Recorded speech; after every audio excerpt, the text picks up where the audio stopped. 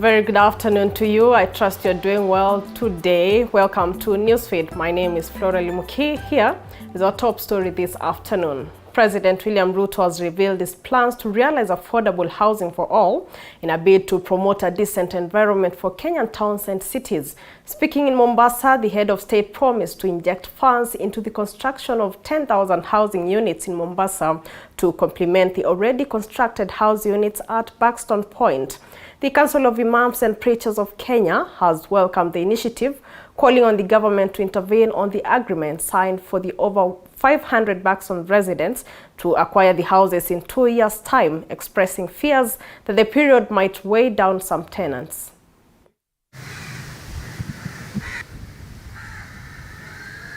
Nimekubaliana na gavana wa Mombasa ya kwamba program ya nyumba 10,000 za Mombasa tuanze kuipangia.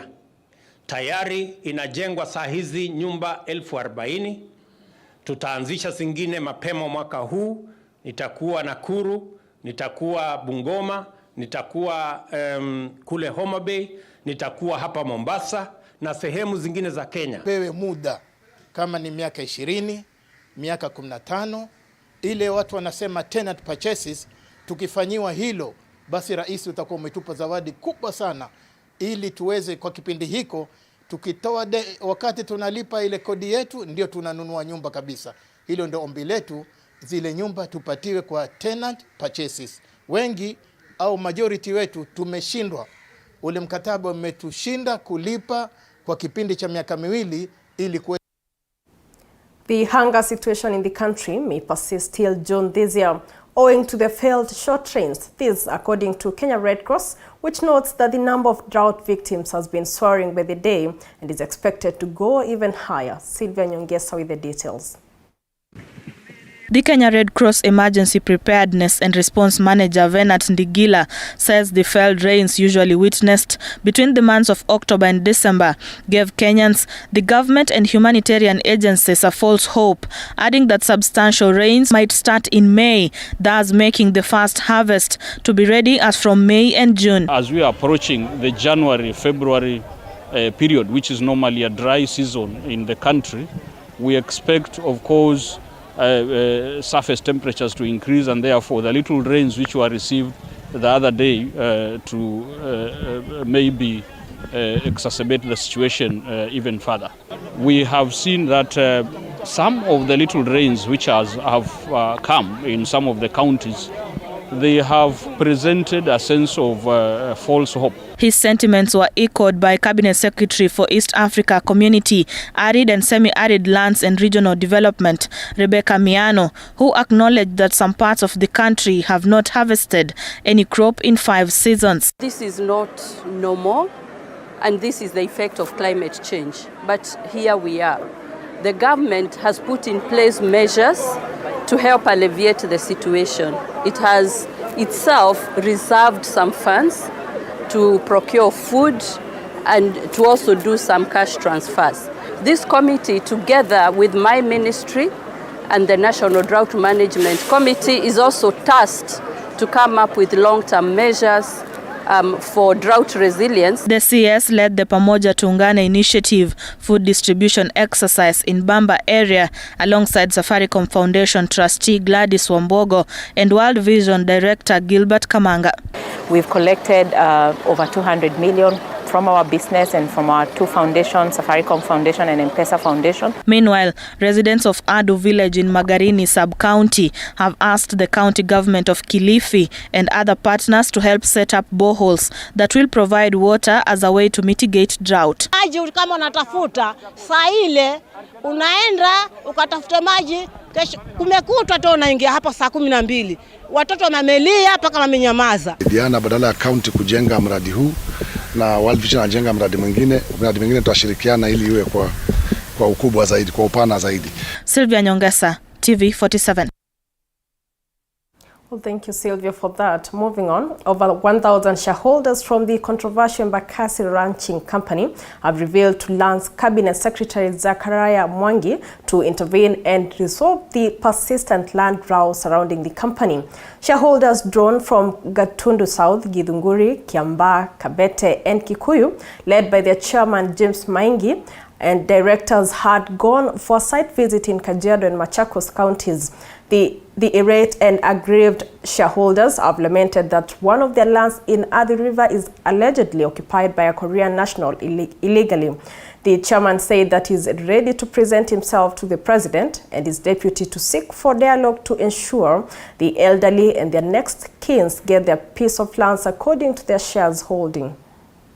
And therefore, I hope our shareholders, wherever you are, if you have not joined us, please do so. Tumepigwa vita na wale walikuweko mbeleni. Wale Raji le PS na wale wengine walitupiga vita, wakasema wanataka wakae na wale wengine. Sasa tukawauliza ni Kenya gani tuko? Kama tumechaguliwa, si uchaguzi ulikuweko? Wale walichaguliwa si wako bunge? Wale hawakuchaguliwa si walienda nyumbani wakaweka kesi? Kwa nini Embakasi peke yake iliambiwa director wao hawezi kuwa kwa ofisi? Wanakuwa ni nani? Ati wale walikuweko directors, wale wengine ndio wanakaa kwa ofisi.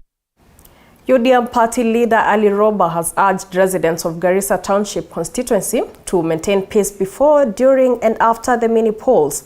Voters in the constituency are set to elect their new MP on 5th of this month, following the resignation of former MP Aiden Duale following his appointment as Defense Cabinet Secretary by President William Ruto. Speaking in Sankuri Ward during the homecoming ceremony of area MCA Abdirahman Bor, who was elected on the UDM party, Roba said that the politics was not about enmity but competition. Inafaa kufanyika bila uhasama mingi. Na mimi nataka kuchukua fursa hii kuwashukuru ndugu zangu Malo pamoja na Abdikarim kwa kuhudhuria hafla hii. Ingawaje hatujakuja kwa kupiga campaign kwa sababu hii ni constituency ingine. Lakini viongozi kufanya kazi pamoja kama mandugu na kuweza kukuja kwa jamii kuwauliza kujengwa kwa njia ya amani na heshima ni muhimu zaidi. For those leaders from Northeastern who are advocating we go to other parties, let me tell you, your time is up. If you will not follow UDM, you will go home in 2027. Kilifi Governor Gideon Mung'aro has assured residents that he will put measures in place to stop the looming doctor strike in the county. Addressing journalists at his Dabaso home during the new year, the governor said that despite pending countrywide doctors' call to strike and paralysis health services, he was in talks with the doctors' union to make sure that their grievances are met and addressed. Kama kaunti ya Kilifi, na tumepata suluhu ya mambo mengine yalikuwa ni mambo ya ile CBA ambayo ni mambo ya promotion. Hivi karibuni nafikiri wiki 2-3 zijazo madaktari kadhaa watapewa ngazi mpya ya kikazi. Hii ni baadhi ya yale masuala ambayo tunajaribu kutatua hapa ndani. Kabla tuende Kenya, tuangalie Kilifi kwanza. Mjasikia nikishabikia, mimi nafanya kazi na rais kwa sababu katiba inasema kutakuwa na serikali za county na serikali ya kitaifa, na kwamba serikali hizi mbili zitafanya kazi pamoja. Now, as the term of the IEBC commissioners come to an end this month, members of the clergy now want the government to promptly put in place a new autonomous commission to drive electoral matters going forward. Speaking during the opening of New Glory Outreach Assembly Church at Murera Village in Juja, Kiambu County, priests led by Federation of Evangelical and Indigenous Christian Churches of Kenya, SECGEN Bishop David Dagana rooted for a bipartisan commission that will not plunge the country back to the former pre- and post-election mayhem. His sentiments were echoed by Reverend Phyllis Wangeshi, who regretted the past division of IEBC commissioners of a political affiliation, urging the government to only have a place to place persons with Kenya's interest at heart. Tungependa kuona IEBC ambayo haigiriwi na serikali. Tungependa kuona IEBC ambayo inapewa pesa za kutosha na serikali ndio iweze kuwa independent, ndio iweze kufanya kazi yake bila kuingiliwa na wanasiasa, kwa sababu tuliona katika uchaguzi uliopita kwamba kuna watu ambao waliweza kuingiliwa sana na wanasiasa ama politician, kwa sababu labda walishangia kwa wao kuingia kwa hiyo IEBC. We thank God and we pray as a church that the IEBC that will replace the ones that are retiring will be people who love this nation and who have Kenya. Members of the Jubilee Party in Busia County have ditched the party, citing discrimination and frustrations from national office, led by Secretary General Nagafwa Sabi and former gubernatorial candidate Lucas Meso, who was denied a ticket ahead of the August polls, noted they decided to leave the party to seek a new home after soul-searching and consultation with their followers across the country. They said they are ready to work with the government of the day to ensure meaningful development in the county. They have accused the top party leadership at the national office for their current political oblivion and urged Registrar of Political Parties to rein in on political parties that mistreat and con their members. Hawakutudhamini.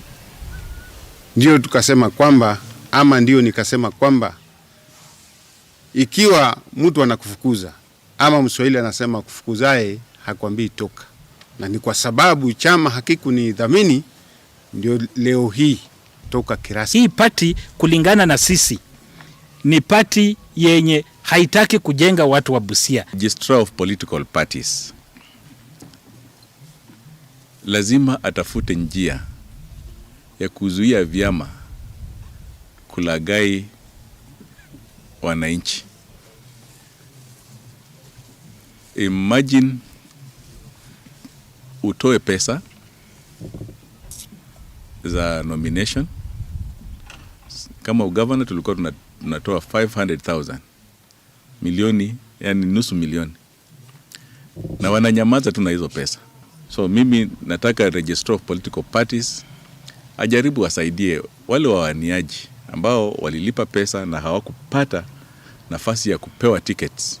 Na sasa jinsi nawaambia hivi, niko naweka kifuli kwa mlango wa Jubilee, ofisi ya Jubilee, Busia County, na tunaondoka na kila faili yetu. Muranga County residents are set to benefit from several programs which will be implemented this year. This is according to the Governor Irungu Kang'ata. The county boss, who was speaking during the New Year celebrations in Muranga town, further lauded the residents for exhibiting high levels of democracy and peace during last year's general election. Kang'ata, however, welcomed criticism from opponents, saying Kenya Kwanza government is democratic and will listen to diverse views from Kenyans. Katika nafasi za uongozi tunajua ya kwamba tukikosa kumfanyia kazi utatupeleka nyumbani. Lazima tutie bidii. Tukikosa kutia bidii tutaenda wapi? Nyumbani. Muranga tunakoma na nani? Gavana wetu, si ndio? Si mnaona mambo yenye amewafanyia? Ametuletea NHIF, si ndio? Wagonjwa wetu wamekuwa akikosa kufanyiwa matibabu hapa juu ya kukosa pesa, si ndio? Sasa nataka hivi, miaka 5 tupatie gavana wetu, tusimpatie stress. Ni sawa? Sisi hatupei gavana wetu stress kama watu wa Meru. Tunasikizana na niko na uhakika Muranga MCAs hakuna stress tutapatia gavana. Well, we take a short commercial break. We'll be back in a few. Stay put.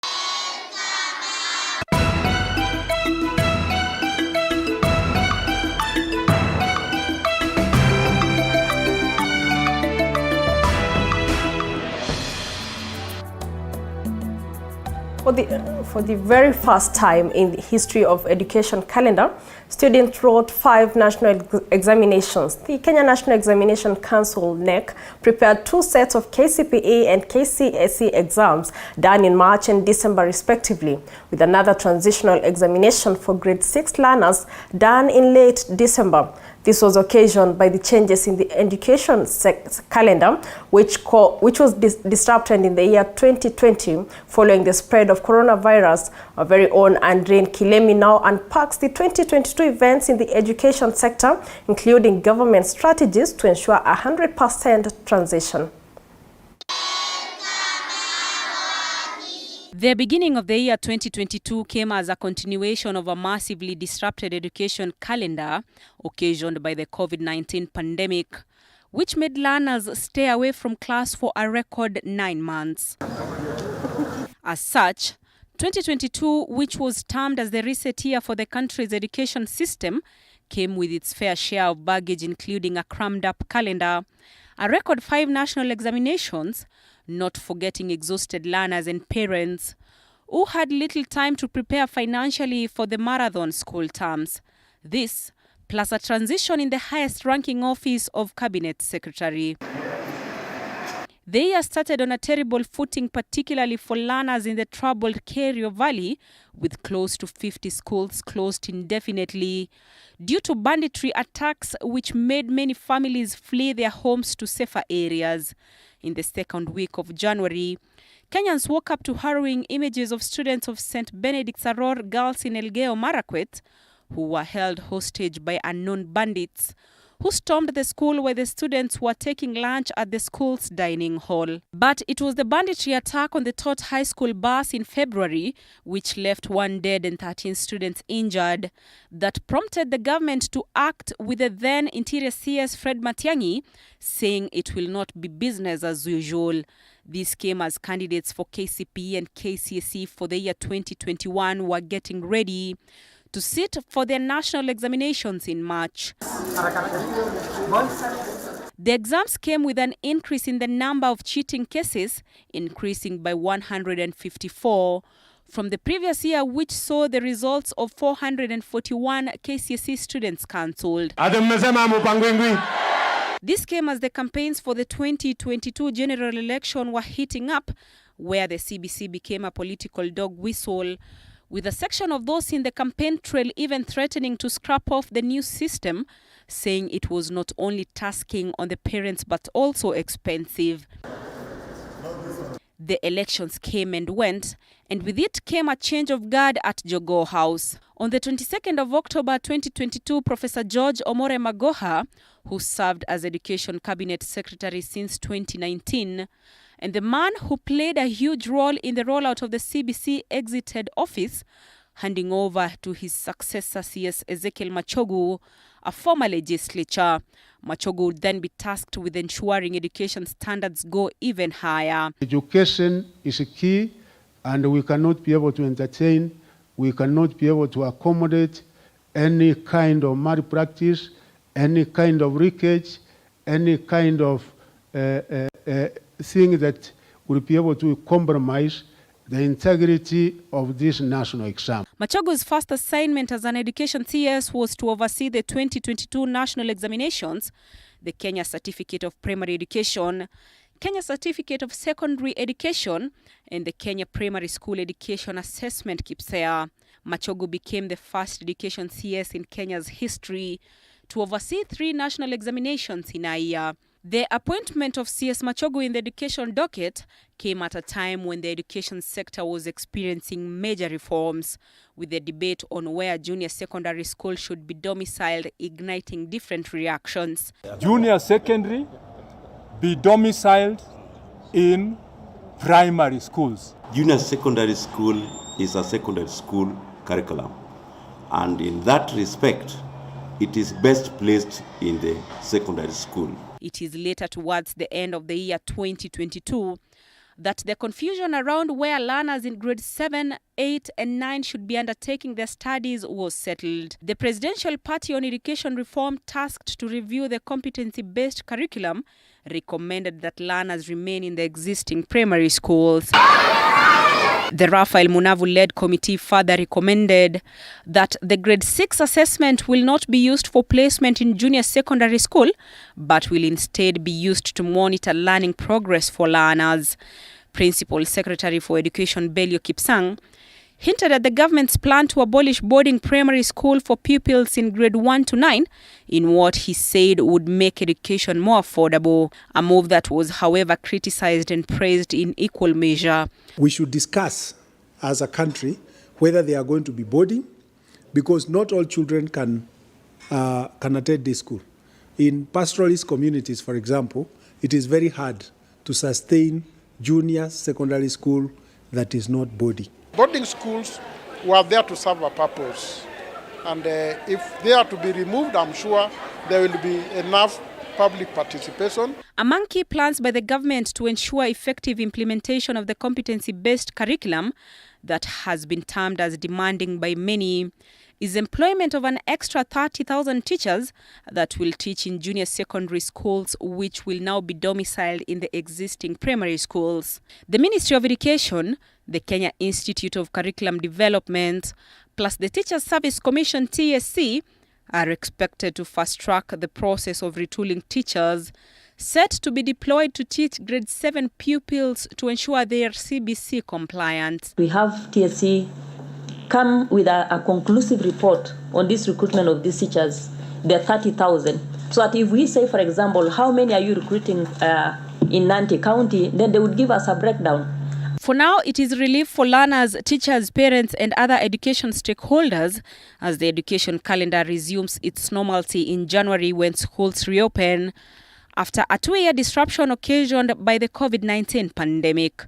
However, the new year may come with new challenges for the government, as both teacher unions, that is NAT and KUPPET, have demanded increases in salary of 60% and 70% respectively, or they call for industrial action. Andrin Kilemi, TV 47. Andrin, thank you for that. Turkana Governor First Lady Lilian Ekamais has called on President William Ruto to pardon petty offenders and prisoners in Turkana County. Speaking when he visited both the men and women prison Turkana County, First Lady Lilian Ekamasi said most of the prisoners have reformed and they are ready to be impactful people in the society. The First Lady had a chance of celebrating the new year with prisoners, where she delivered basic commodities, mosquito nets, sanitary pads to the prisoners. Mambo mazuri. Zungumza na serikali yako. Angalia mji wa Turkana lodwa. Gereza ya Turkana lodwa. Uweze kuachilia wafungwa. Ile muda nilikuwa naye remand haiko considered wakati nilifungwa. So mimi natumikia excessive sentence ambayo inadai sasa mahakamani. Nilikuwa nimefungwa maisha, nikakuja nikaserve 11 years, baadaye nikakuwa resentenced, nikafungwa 20 years. Nimebaki sasa mwaka moja na miezi. Na hii mwaka moja imekuwa ngumu, lakini nashukuru mkubwa hapa ananiambia kwa sababu ndrazi tembea na wenzako mwende mpaka Mount Kenya, tunafanya kazi serikali. Yaani hiyo at least nanifanya nikuwe busy. Challenge yenye wanapitia ni kuwa wakati wanatoka hapa wakute nje, mtu anajua jamaa amevaa kitu ni mtu mbaya.